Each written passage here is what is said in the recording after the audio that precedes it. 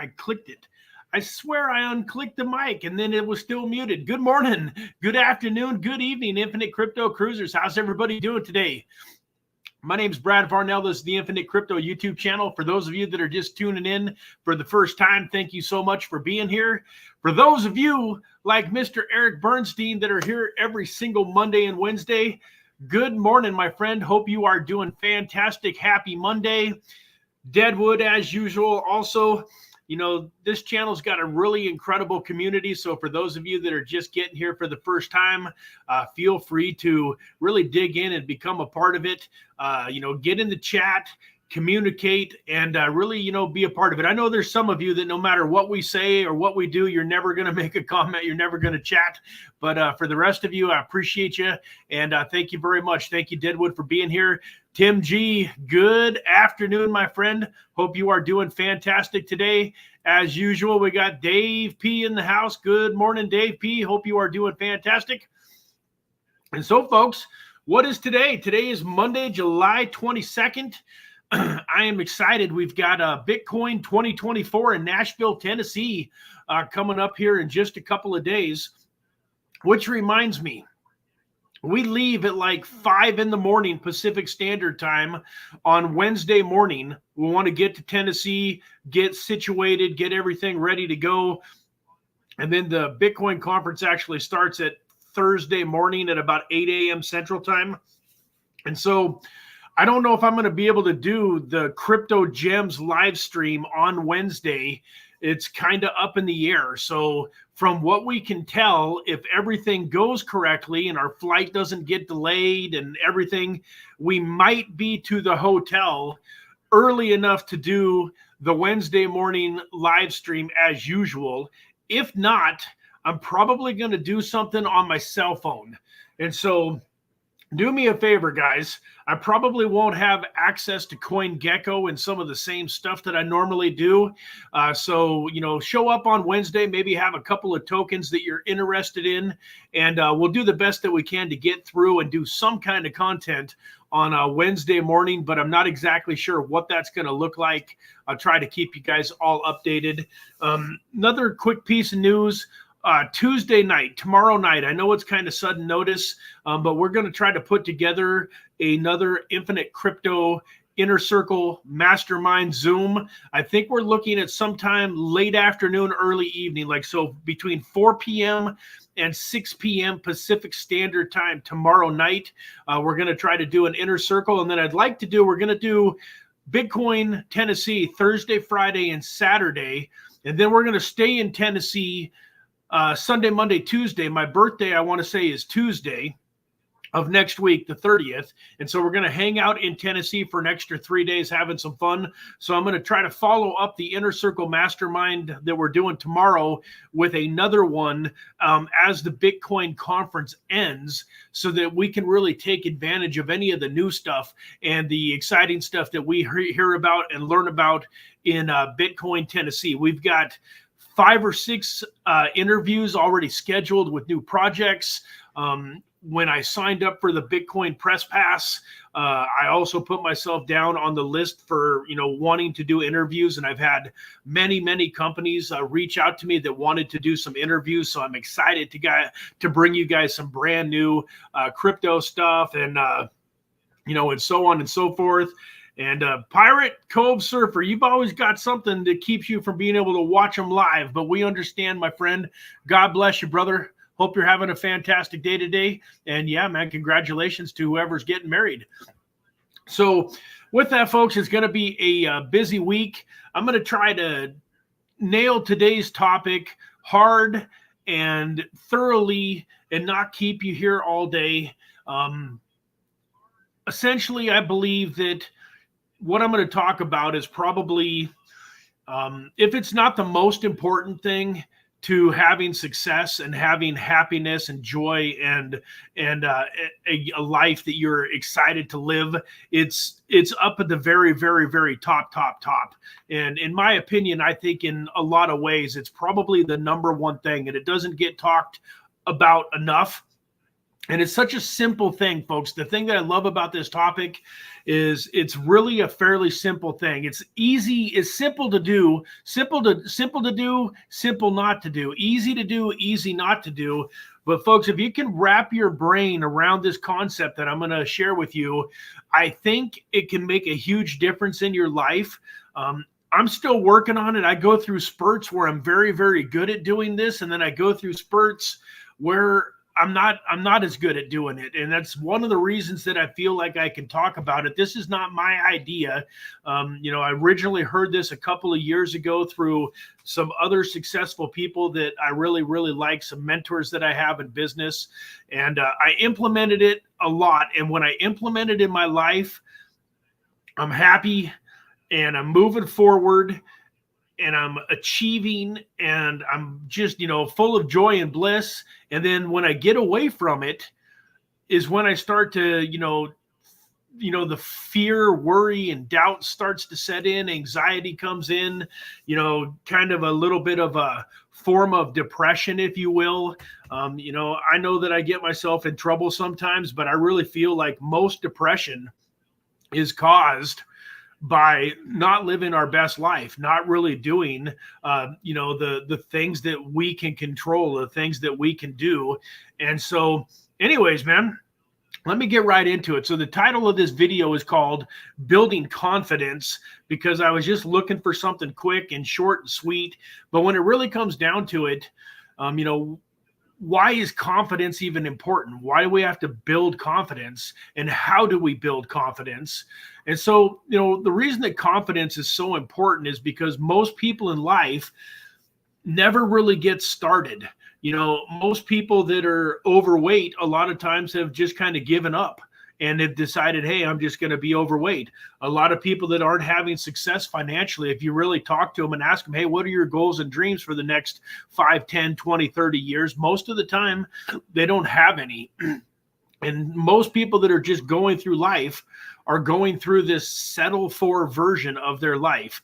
It's not what they wanted. It's not what they expected when they were young and motivated and excited to go out and take on the world, but they've gotten beaten down to the point where they've just accepted where they're at, and where they are is going to be where they are.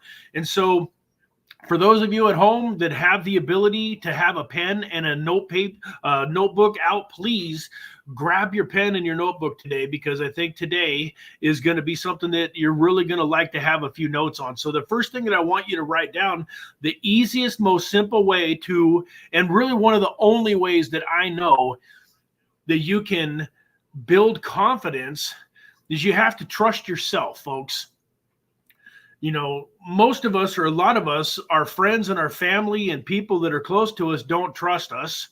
Now, don't get me wrong. When I say trust, like, I'm not talking about necessarily the big things, although that's important too.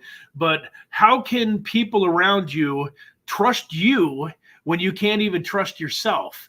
And so what I mean by that is most people don't have self-confidence because they lie to themselves all day long, over and over and over and over. And so, folks, the number one thing that you can do to start building confidence and to change your life fairly quickly, almost immediately, write this down. Start keeping the promises that you make to yourself. It sounds so simple, but if you've never heard it talked about, then you probably are going to have a big aha moment. So, for instance, today's Monday morning. Is there anybody watching this right now that went to bed last night and told themselves that they were going to get up at a specific time of the day today, and then when their alarm clock went off, they didn't get up? Did anybody do that? I didn't do that today. I got up when my alarm clock went off, but I've been that guy. I can think of dozens, if not hundreds and hundreds of times, especially Monday morning, where, I'm excited, I'm motivated, I'm pumped up. I want to get rolling and be really productive. I want to get up and go to the gym. I want to do whatever I'm going to do. And I tell myself Sunday night, hey, I'm going to get up, at 5 o'clock in the morning tomorrow. And then 5 o'clock in the morning rolls around and my alarm clock goes off and I shut off my alarm and I go back to bed. Have you ever told yourself on Sunday night, hey, starting tomorrow, I'm going to go to the gym 3 days a week this week, 4 days a week, 5 days a week, whatever it is? Have you ever told yourself, hey, I'm going to go to the gym tomorrow, and then not gone to the gym? Have you ever just told yourself, hey, I'm going to, take $100 from my paycheck on Friday, and I'm going to invest that into Aerodrome or whatever token? It's such a simple thing. Like, literally, I'm going to get up and I'm going to have breakfast. And one small thing that I'm going to do to make myself healthier is I'm just going to eat 2 eggs instead of 3, and I'm only going to have 1 sausage patty instead of 2. And then you wake up the next day and your wife says, hey, how many eggs and sausage patties do you want today? And you say 3 eggs and 2 sausages. And the whole time you're eating them, you're thinking to yourself, darn it, I told myself I was only going to eat 2 eggs and 1 sausage today. That stuff, folks, seems so small and insignificant. It seems minor. You don't even think about it. Everybody, for the most part, does it, right? Like, if you think about you and all of your friends and family, how many of your friends and family do you know that are on a diet, and you go to a birthday party or you go to some kind of a special event, and as it's getting ready to start, your family member says, yeah, I'm on a diet. I'm not eating any cake today. And then 2 or 3 hours later, when the birthday cake gets busted out, they say, you know what? It's okay for me to have a cheat day. I've been doing fantastic. I'm going to eat some cake. And folks, what's important about this, what I really want you to understand, is it's not the eating of the cake that is bad for the person. It's the breaking the promise to themselves. So if they would have been man or woman enough to just say, hey, if they'd have planned it out, a couple weeks in advance, and they would have said, hey, I really want to have some cake on Saturday at the wedding or at the birthday party, and they would have went into it and they would have given themselves permission to have the cake ahead of time, then they're not breaking a promise to themselves. Yeah, if you're trying to lose weight, having the cake might not be a good idea, but I promise you that breaking the promise to yourself, saying that you weren't going to have the cake and then having the cake, is much more harmful to your overall well-being than having the extra, having the cake, having the calories in the first place. So keeping the promises to yourself, once again, like, such a simple thing, but if you do it, you will start moving in the direction in life that you want to be in. And then, not to mention, I can speak, to this because I've seen it in myself. When you start to keep the promises that you make to yourself, there's an inner power that starts to come out of you. And it's almost impossible to not be happy. Part of the reason so many people are depressed and have anxiety and stress is because they don't trust themselves anymore. They know they're not going to do what they say they're going to do, yet they keep saying that they're going to do it. And every time you say you're going to do something and you don't keep that promise to yourself, you just feel bad. And you might not even realize, you might do it so often in life that you don't even realize that it makes you feel bad anymore. You might feel like you're kind of numb to it. Like, it's just one of those things. Like, I know people, including myself, that have said they're going to start a new diet and a new workout regimen on Monday. I've probably said that 100 times at least in my life, and then not started it on Monday. I'm one of the guys, like most of the stuff I'm bringing up, I'm a guy, I mentioned on one of the videos not too long ago, that I'm not a real big morning person. A lot of times I go to bed 2, 3, 4, 5 in the morning, and I like to sleep until 10, 11 o'clock in the morning. And so I've made a goal to get up at 5 o'clock in the morning dozens and dozens of times, and then turned off the alarm clock at 5 in the morning. So what's the solution, folks? I mean, it sounds simple, but most of us, if you're really being honest with yourself, can say, yeah, I've done that 100 times. What helps you, or what are you going to do that will keep you from doing it, the 101st time? And so I would recommend, I always like to, give a couple of ideas. One of the things that I wanted to mention here that's on my notebook is, winning doesn't look normal. So the first thing you got to realize is that when you start to do these things that cause you to win in life, you are going to stand out. When you're the person at the birthday party that doesn't eat the piece of cake, you're going to stand out, and you're going to get people, probably loving people. They don't have bad intentions, but they're going to be like, hey, Brad, come on, man, it's a wedding. Let loose, enjoy life a little bit, man. Why do you not want to eat that cake? So you're going to have pushback. You're going to have people that think you're weird because all of a sudden you're doing something that the normal person doesn't do. But I want you to write that down. Winning doesn't look normal. Winners aren't normal. And so if you want to win in life, you're going to have to get used to not being normal. 95% of the population never achieves their dream life. Maybe it's even 99% of the population doesn't achieve their fitness goals. They don't achieve their wealth goals. They don't achieve their relationship goals. They don't achieve their spiritual goals. Most people go through life just existing, not really achieving, not really being successful. And so winning isn't normal. It doesn't look normal. You're going to definitely look different. I remember I paid $1,000 to go to a special VIP dinner with my son a couple of years ago. Maybe it's only been a little over a year, but I paid $1,000. And at the time I was doing a program called 75 Hard through Andy Frisella's 75 Hard program. But one of the rules that I made to myself for my diet was that I would not eat past 8 o'clock. So I pay, $1,000 to go to this dinner, and my son's there with me, and they've got this incredible restaurant. We're at a place called, I think it was Carver's Steakhouse, if I remember correctly. And long story short, we all met up at about 7 p.m. and we were networking, and they finally brought out an appetizer, some appetizer plates, like these big seafood towers. But I could tell that we weren't going to eat by 8 o'clock. So sure enough, I got to eat a couple lobster claws and, had a very, very little bit of food. And then it was 8 o'clock. And so what I did was I ordered a nice steak, and I ordered some, asparagus, and I ordered it to go. And there was a guy there, it kind of surprised me. There was this gentleman that owned a huge solar and roofing company that was worth, like $100 million.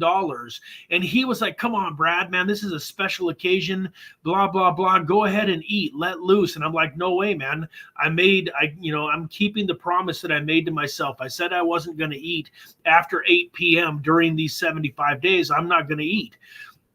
Well, I've not always had that strength, but I tell you what, there was a power inside of me when I was sitting at that dinner table and all the food was swirling around, and, several people ended up wondering why I didn't eat, and I was able to explain it.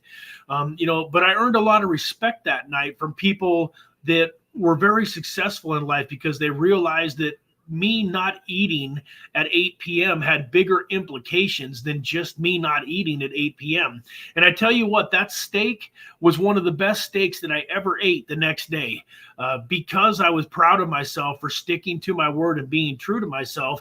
And so I know all of this from experience. When I'm in a funk, when I'm kind of depressed, when I'm kind of wondering what's the use, I start to, think to myself, man, things aren't happening as fast as I would like for them to. This isn't going as well as I would like for it to, blah, blah, blah, blah, blah, blah, blah. I can almost always go back and start to realize, hey, I didn't keep this promise to myself. I didn't keep this promise to myself, and so on and so forth. And I think awareness is half the battle, folks. So if you really start to look at it in your life, you will be amazed at how many times you don't keep the promises that you make to yourself, and that is actually a huge reason that you're kind of struggling and that you're feeling bad about yourself. And it's near impossible to go out there and create something special if you're feeling bad about yourself. So folks, if you start small. So I'm going to go back to, I said, I want to always, whenever I offer up a problem, I like to try to give you a solution. So what I found works really well in life is you don't want to go grab a notebook and write down 20 things that you're going to do tomorrow, and then try to check off all 20 things. Try to keep the promises that you made to yourself, because most likely you're going to be overwhelmed. It's too many things. You're going to forget something. You're going to just be tired and forget to do something, or maybe you just get tired and it's the end of the night and you choose not to do something, and you're going to blow it. So I recommend one of the easiest ways to get on track is just pick out 1 or 2 or 3 things tops that you just make a promise to yourself that you're going to do these, 1 to 3 things, no matter what. And I like, what Deadwood says here, challenge. When you wake up, do push-ups before you even take a pee. Smash the alarm, then smash out 25 or 50 push-ups. Everything else will be easy afterwards. And so that's a great point, Deadwood, and I agree with that. So one of the things that I would recommend is just have 1 to 3 things that you're going to tackle, that you're going to make a promise, and you're going to keep this promise to yourself. But do one of the things very early, very quickly, first thing in the morning. I love that, Deadwood. It's so true. If you can start the day off with a win, it compounds throughout the day. So I would agree with Deadwood. Whatever one of your things is, just, maybe it is just getting up when the alarm clock goes off. I've never been a guy that really likes the snooze button. Personally, I've just never been a snoozer, but I know a lot of people who have their alarm go off 3, 4, 5, 10 times. I know people, I've never understood this myself. I know people that need to get up at, say, 8 in the morning, that will set their alarm at 7 in the morning, and then they'll hit the snooze button 6 times for 10 minutes a time and go back to bed for 10 minutes, 6 different times till it's 8 o'clock. I've never quite understood that. Like, if you want to get up at 8, why do you want to get woke up 6 times between 7 and 8? But, anyways, that may or may not be something that works for you. But if, consider that. Consider that the promise that you're going to make to yourself is that you're just going to get up when the alarm clock goes off. Something else that I feel like is somewhat easy to do, and it's also really healthy for you guys. So most of us don't consume anywhere near enough water. And, doing some research, our brain needs hydration in order to work at 100%. In order to work at the highest levels, our brains need maximum hydration. That if you're just even slightly hydrated throughout the day, that can severely limit your brain function. You won't even realize it. You're kind of going through a fog. Maybe you're having trouble remembering stuff a little bit, or you don't have very much energy. The other day I was really lethargic, and I told my wife, man, I don't feel that good. I don't have any energy.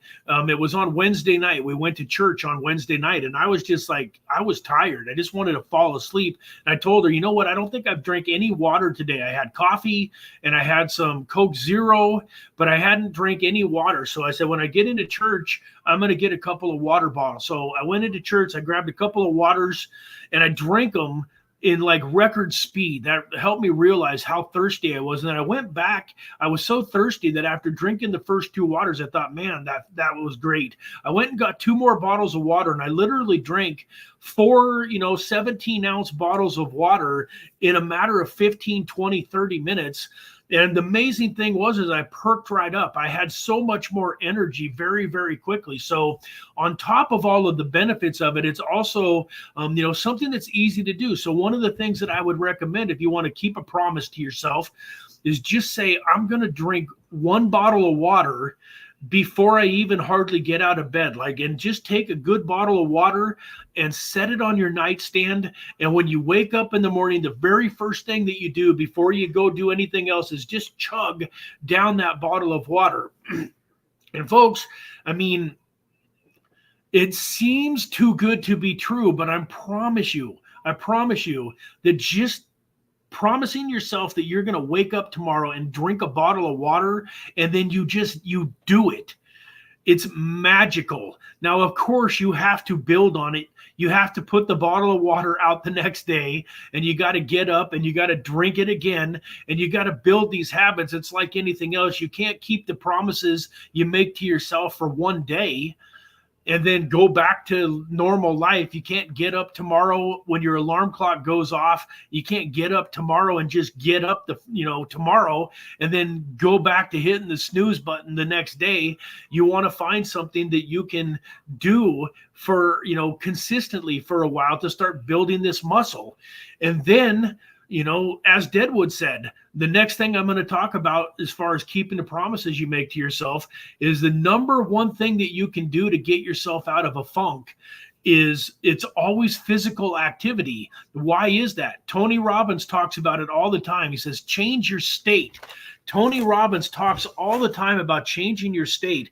Most people don't realize that about the only thing that we have control over is our attitude and the way that we act. But folks, I mean, part of the reason that you guys enjoy me, and I appreciate this, I'm not patting myself on the back, but you guys like my energy.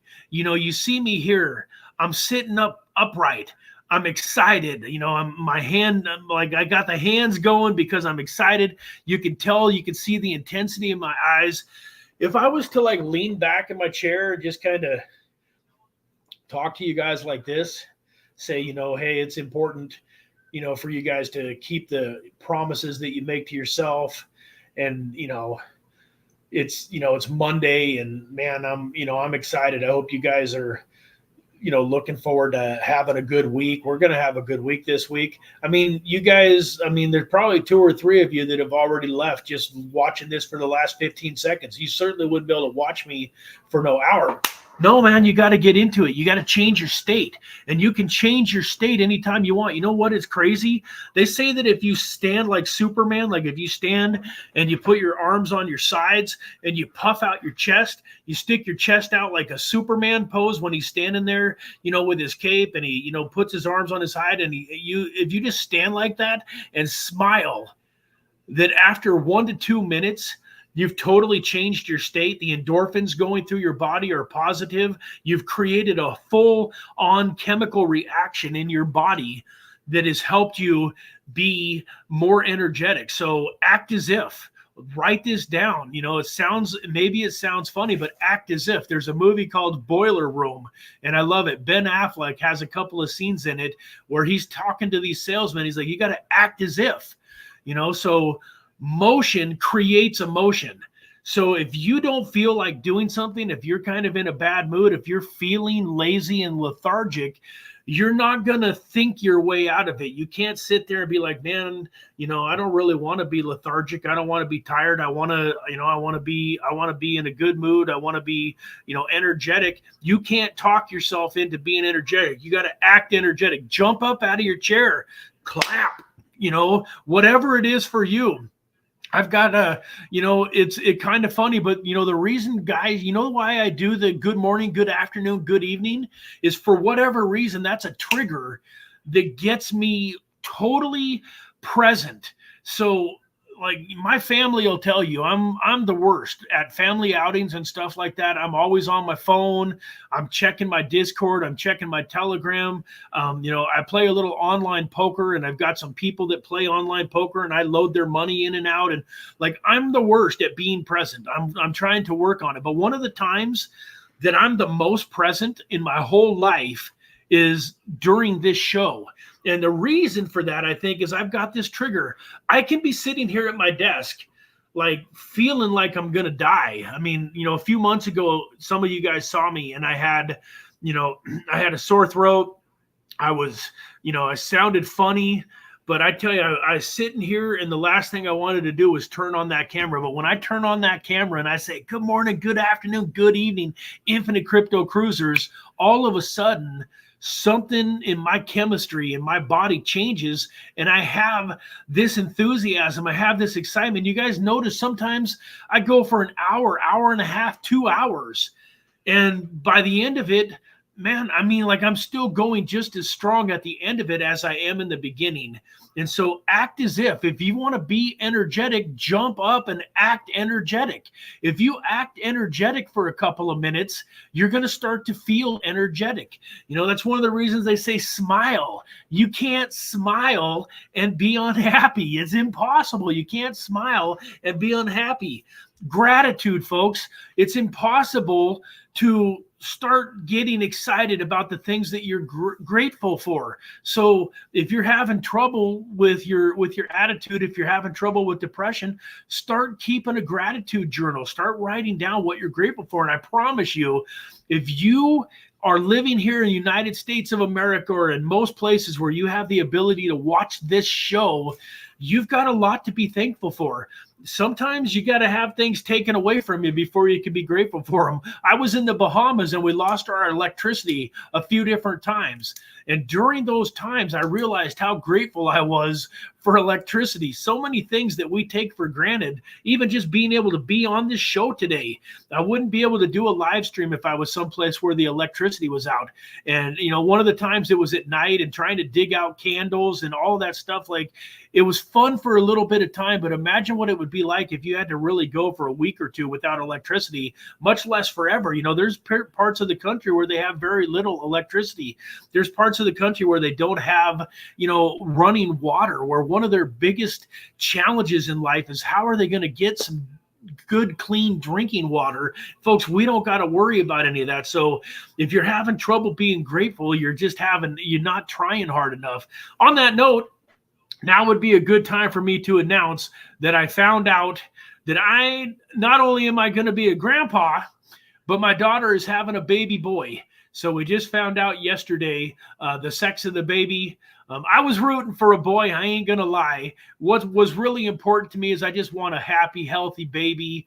And I'm looking forward to being a grandpa, whether it was, you know, to a beautiful baby boy or a beautiful baby girl. But at the same time, I got to admit, man, I'm looking forward to teaching this little guy, you know, how to fish and how to hunt and how to, you know, shoot guns, and helping him get his knife collection started, teaching him how to play basketball and football and, you know, and all of those things. I'm super, super excited. So that's something that I am, you know, super, super grateful for in my life, you know, my family, and finding out that I'm going to be, you know, grandfather in January. So we still got a little bit of time, got some time to build this, you know, bankroll up, build up this cryptocurrency portfolio, because, you know, as a grandpa, you got strollers and all sorts of stuff. You know, my wife and I went out yesterday before the gender revealer on Saturday, and we bought a bunch of baby clothes. Once we knew that it was a boy, we bought a bunch of baby clothes. And I know every time we go to the store, my wife is going to be finding stuff for this little guy. She's excited, you know, to be buying for this guy. So having a grandchild is going to cost me thousands of dollars probably. And I'm excited about that. I'm looking forward to, you know, gives me another reason why to wake up in the morning and be excited and to do these shows. And what did Deadwood say here? Sweet. Now you get to stock up on annoying loud toys. Yeah. All the loud toys and stuff. So what else? Deadwood, you need water and salts. Look into Celtic salts. It's needed for getting water back into the brain barrier if you suffer from headaches and dehydration. Yeah, absolutely. That's such a good point, Deadwood. So many people, a lot of times, they don't realize that if you don't have the proper sodium and stuff in your body, then it doesn't retain the water like it needs to. So sometimes if you're dehydrated, just drinking a lot of water may or may not be as helpful for you as it is if you get a little bit of salt in your system. So there's times where I'll actually just put some salt on my tongue, or even add just a little bit, like he said, a little bit of Celtic salt, you know, to the water, just enough to add some of those electrolytes and minerals and stuff in there. So, you know, with that, folks, hopefully you got some, you know, value out of today. Real quick, one thing that I want to mention too, I really thought that this story was a fantastic story. It's a little bit off topic, but I want to practice telling it anyway. So my good friend Tyler Glennon over at a company called Real Financial tells this story, and I think that it's just a great story. So I'm gonna tell it real quick, and just, you know, the moral of the story, it will be pretty obvious, but for all of us here that are trying to create financial independence in our life, we're trying to create freedom, then making money is obviously important. But what we have found is that the wealthiest people, the people that really enjoy life, have income streams. They call them streams of income for the most part, because if you can set them up properly, they kind of continue to flow into you, whether you're there or not. So like right now, I've been farming aerodrome. I've got 3 different farms going on aerodrome, and I'm earning around 30 aerodrome a week right now. Nothing major. Aerodrome's about $1, so that's $30 a week. But what I found is if I can make $30 a week, then what keeps me from making $50 a week? And then what keeps me from making $100 a week and $500 and $1,000 and so on and so forth? It's all a part of the journey. But anyways, this story, good old Jack and Jill. So Jack and Jill live in this, village, and there's no water. So every day, Jack and Jill got to grab this great big bucket, and they got to walk 2 miles down to the river, and they got to scoop up a nice clean bucket of water, and they got to bring it back to their home, got to bring it back to their village in order to have water for that day. And so the first day that they're doing it, they both grab a bucket and they head for the river. And Jack just goes down to the river and grabs his bucket of water and heads back. Jill breaks off a piece of bamboo, like a 5-10 foot piece of bamboo, and she lays it down by the riverbed when she's there. The end of it, she puts the end of it in the water and then lays it, headed back towards her village. The next day, same thing. Jack just goes and grabs a bucket of water. Jill goes, grabs her bucket of water, and puts another piece of bamboo up against the first piece. For those of you that don't know, bamboo is super, super strong wood, but it's hollow in the middle, so it's got a circle. It's hollow. It's like a piece of pipe in a way. And so 2 days go by, a week goes by, a month goes by, nothing's changed.